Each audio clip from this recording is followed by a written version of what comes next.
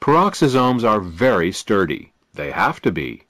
All day long, they have to burn up fats and detoxify poisons. But they have a specific weakness, an Achilles heel, if you will, and that is phthalates. Phthalates are the chemicals that are added to plastics to make them more flexible. Phthalates give us products like styrofoam cups, Ziploc bags, Tupperware containers, plastic-wrapped foods, plastic-lined milk and juice cartons, and, of course, plastic water bottles. Plastic water bottles can be the worst offenders, because the more pure the water, the more phthalates will leach into it from the plastic bottle. It's a cruel irony that health-conscious people who drink bottled water are actually taking in more toxins from their plastic water bottles than they would get from drinking unfiltered city tap water. Even little babies get soft plastic teething toys, plastic pacifiers, and plastic formula bottles containing phthalates. Phthalates are also found in clothing, toys, cosmetics, perfumes, nail polishes, hairsprays, skin creams, mosquito repellents, toothbrushes, car interiors, hoses, paints, vinyl, sealants, adhesives, and the list goes on. Look around you. Phthalates are everywhere. Now, if these phthalates were to stay in their host products, life would be fine, but they don't. You see, phthalates aren't chemically bound to the materials they are added to. They leak into our water, into juice, into milk, and into the foods they are supposedly protecting. They leak out of the clothes we wear and pass into our bodies through our skin.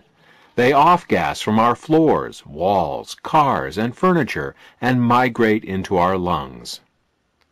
Once in our bodies, phthalates wreak havoc with our endocrine system, cause birth defects and cancer, damage our mitochondria and liposomes, and, most relevant to this presentation, phthalates poison our peroxisomes. The first signs of phthalate toxicity showed up in the Korean and Vietnam Wars, where injured soldiers would occasionally go into shock and die within minutes of being given blood from plastic IV bottles. Before that time, blood was stored in glass bottles, but in 1948, with the invention of plastic blood storage bags, the military abandoned the storage of blood in glass bottles since they were too easily broken in a wartime environment. Unfortunately, the phthalates leaked from the plastic bags into the stored blood and then were poured directly into those poor soldiers' bodies. Many good men died not from their wounds, but from phthalate toxicity. Medical researchers, who noticed that a greater number of men died of shock in these modern wars, attributed that fact to the hotter climates, but phthalates were the more likely culprit. Now, peroxisomes can take a lot of damage. In fact, they are specifically built to be able to break down toxic chemicals, but they can't handle phthalates. And these are the very toxins to which we are most frequently exposed. In fact, phthalates are the #1 toxin in the body. An amazing 3 milligrams of them may be absorbed in a single day. Put another way, you will eat, drink, or inhale over 18 teaspoons of phthalates in your lifetime. Many health-conscious people now eat organic foods to minimize their pesticide exposure, which, of course, is an excellent idea. But what they are unaware of is that phthalates are even more toxic than many pesticides, and that in an average day we absorb many more phthalates than we do pesticides. So, to keep the peroxisomes healthy, the first thing you have to do is to get the plastic out. You can do this by minimizing your exposure to plastics. Unfortunately, avoiding all plastics is virtually impossible in the modern world, which brings us to the second thing we need to do. We need to actively remove the phthalates from our bodies. This can be accomplished in 2 ways. The first method is to take regular saunas. A certain amount of phthalates can be removed with a good old-fashioned sweat, and this is something each of us should be sure to do at least once a month. Unfortunately, this can only get rid of the phthalates that are in the skin and fat. To get the phthalates out of the deeper internal organs, we need to employ another technique. To get the deep-seated phthalates out of the body, we need to use our innate glutathione detoxification system. Glutathione is the body's main detoxifier, and, fortunately, it can remove phthalates. Outside of detoxifying poisons, the main function of the peroxisomes is to burn fat. So, when our cells sense that fat and oil consumption has increased, they produce more peroxisomes to help metabolize them. Likewise, if they sense that less fats and oils are being consumed, they decrease in number. One of the main ways that our cells determine how much fat and oil we are consuming is to monitor the level of sitosterols in our body.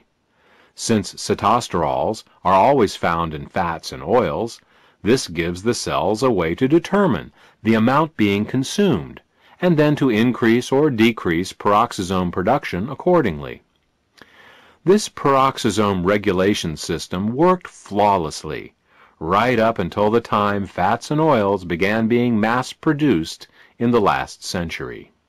You see, fat and oil production companies don't like sitosterols. Sitosterols gum up their multi-million-dollar processing equipment. They make their products cloudy and give them a taste and odor some people find objectionable.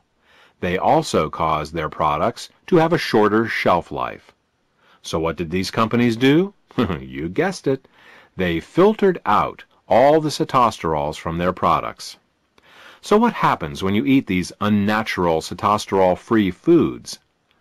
The cells are misled into thinking that the fat and oil consumption is much lower than it actually is. Over time, this causes a decrease in the number of peroxisomes. Since peroxisomes burn fat in the cells, less peroxisomes mean less fat-burning capability. This can cause fat to be put in storage around the body, and not just in the thighs and around the waist. In fact, fat can accumulate virtually anywhere in the body. When fat accumulates in the arteries, it is called atherosclerosis. Fat accumulation under the skin is called cellulite.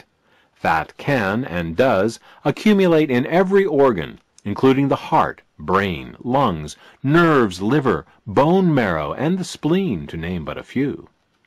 So, what can we do? First, stop eating refined fats and oils. In this manner, your cells won't be blindsided by fats and oils they can't sense. Second, consider increasing your intake of sitosterols.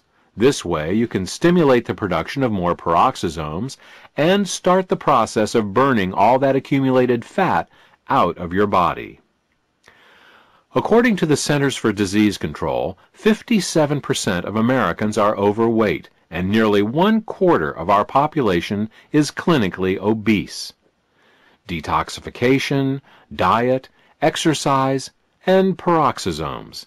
A complete weight loss program must take all 4 of these subjects into consideration. So, let's recap.